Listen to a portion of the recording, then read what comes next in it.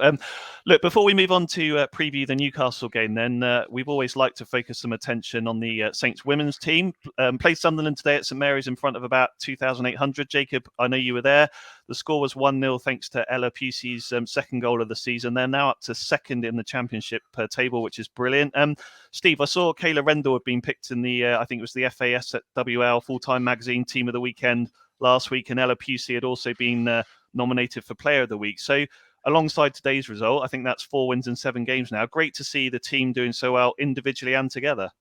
Yeah, I mean, judging by, from what I've seen, they've been grinding stuff out a little bit. A lot of 1-0s, but they've looking down the games they've played. They've basically played the top 7 or 8 now.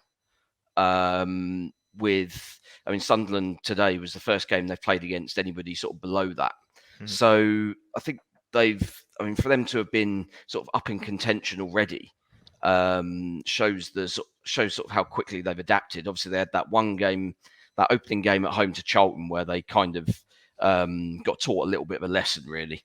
But since then, they've kind of worked it out and found a way to win these games, not conceding many goals at all, which is always a good start.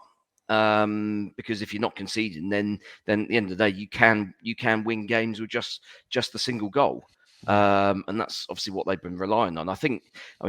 Certainly from watching that game today on the FA Player stream, they got into a lot of positions where just a little bit more sort of clinical, either with the pass or with the finish.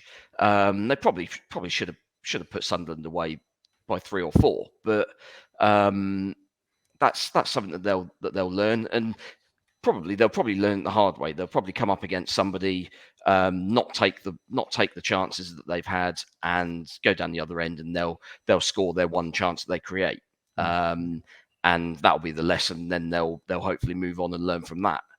But no, it's been an entirely positive start to the season for them, and as you mentioned, good attendance in at St Mary's today, even though it was a 12 o'clock kickoff on a Sunday, which it's not great for people, is it? Really, let's be honest. Those 2 o'clock games are a lot more friendly for people who are coming along. But it's, as ever with professional football, it's down to the broadcasters, and the FA Player have decided that they wanted that to be the early one, so there we are. But no, we move on. I think we got Coventry United on Wednesday. Right, Wednesday. Is it Tuesday or Wednesday? Yeah, Wednesday night is St Mary's. Which seems an anomaly on the fixtures, because I don't think anybody else is playing this week, midweek. So I'm not quite sure how that's whether we're sort of putting a fixture in to make up for one that we're not playing, like maybe the following week or something like that. I've not looked that far ahead, but it does seem a bit odd that we're straight back into league action immediately. But that'll be, against the side that have got no points so far, that'll be one that they'll definitely be looking to win, especially having lost to them in that group stage of the Conti Cup.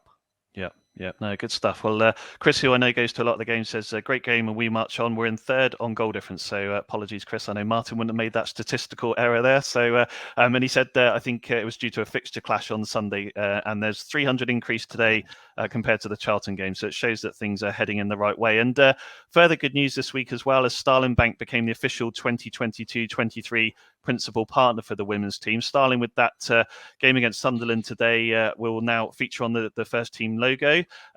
Rachel Corone, brand and marketing director at Starling Bank, had said sponsoring Southampton FC women reinforces Starling's commitment to supporting up-and-coming female football players as we try to level the playing field through equal training opportunities and dedicated resources. Jacob, alongside them, obviously employing, I think it's about 400 people across Southampton, so there's already a connection with the city. Really good in terms of now a partnership for the women's team, as Steve mentioned earlier.